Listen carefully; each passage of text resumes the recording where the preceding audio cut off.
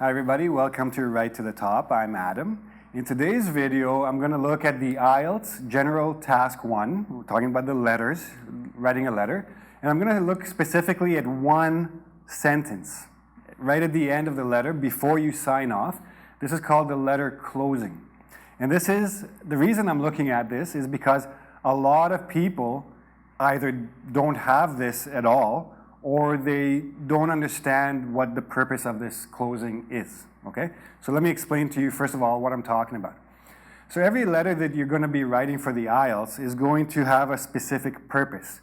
Complain, request, or make a demand, apply to something or to somewhere, resign from a job, let's say, make arrangements, inform or notify somebody about something, inquire, invite, explain, apologize. So these are the main purposes of your letter. And you're going to outline them according to the bullet points. You're going to write a letter, and in the letter you should, 1, 2, 3.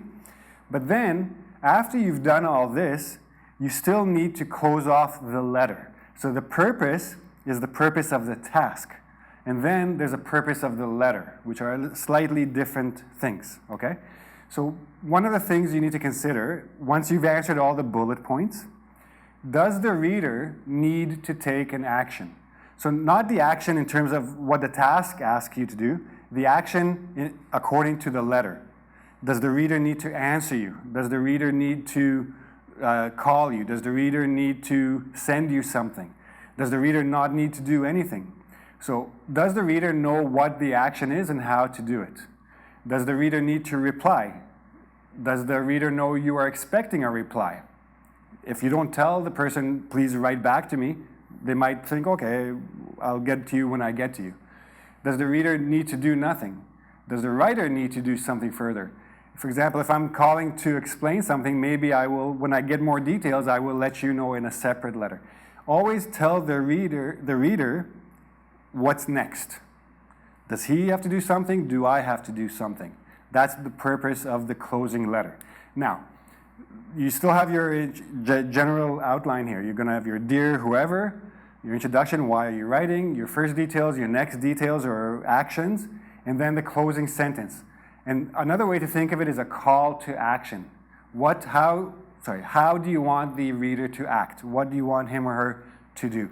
And then sign off, and then your name, okay? Now, a lot of people simply write, I look forward to your reply, which is fine if that's what you're expecting. If you want the person to reply to you, I look forward to your reply. But sometimes that's not enough given the context. If you're writing someone to complain, that means you're a little bit angry. You a little bit want to show that you're a little bit angry in that last closing sentence, right? You can always add something. If you're going to meet somebody, if you're applying for an interview, I look forward to meeting you in person, or I look forward to seeing you if there's going to be a meeting, or you've been invited to an interview. Thank you for the opportunity. I will be there at this time and date. If you need me to bring any other information, please let me know. And then I look forward to seeing you, yours sincerely, etc. Different context, different ending. I'll get back to that complaint one in a second. If you have any questions, please do not hesitate to contact me and give them a way to contact you, unless it's already understood they have one. So if you're a student and you're writing to your counselor, who you've obviously met many times before, that person has your contact information already on file. Tell him or her to look it up on file. If you think this person, if this is the first time you're contacting the person, provide a way to contact you. Phone number, email address, whatever you want. Or just send a letter back to the address on this letter. Should you need more information, please feel free to email me at the address above on the letter, right? If you want more information. Basically, I'm not expecting anything from you, but if you want something more from me, let me know, okay? Thank you in advance for your cooperation and assistance. I've asked you to do something. I'm thanking you already for actually going ahead and doing it, okay? I will expect the action of the task, but for now, just a thank you. So these are a few more. So please RSVP.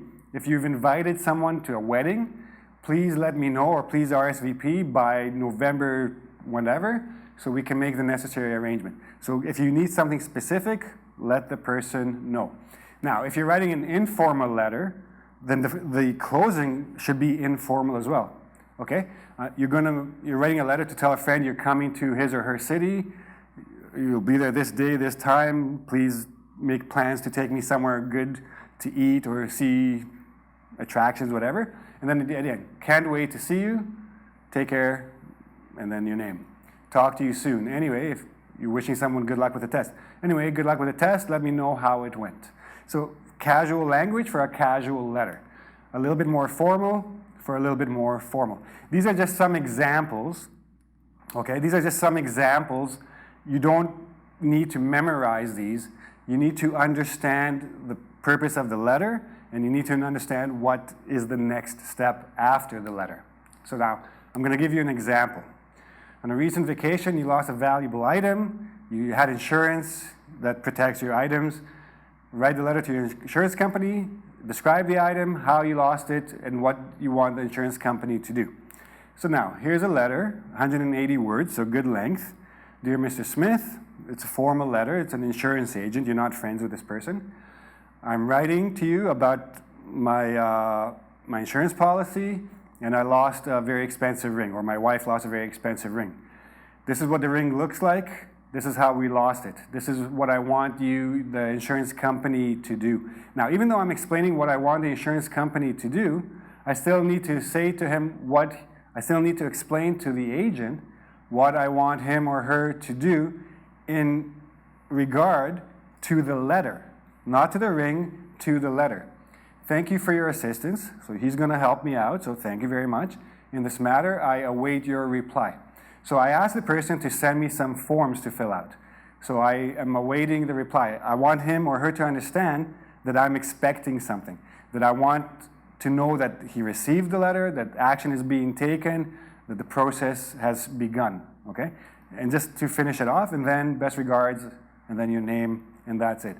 Again, if you want to see this letter more clearly, more slowly, there's a link in the YouTube description box.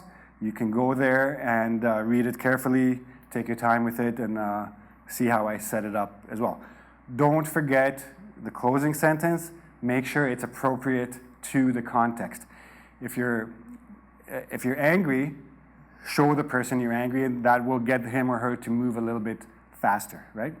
If you're very straightforward, just business, do your job, let them know that as well, okay?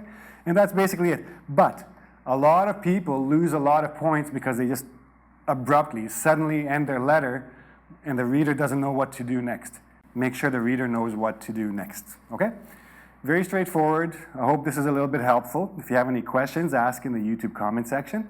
Don't forget to subscribe to my channel for more tips on writing and the IELTS and the TOEFL. If you like the video, give me a like, and come back next time for more useful tips. See you then. Bye-bye.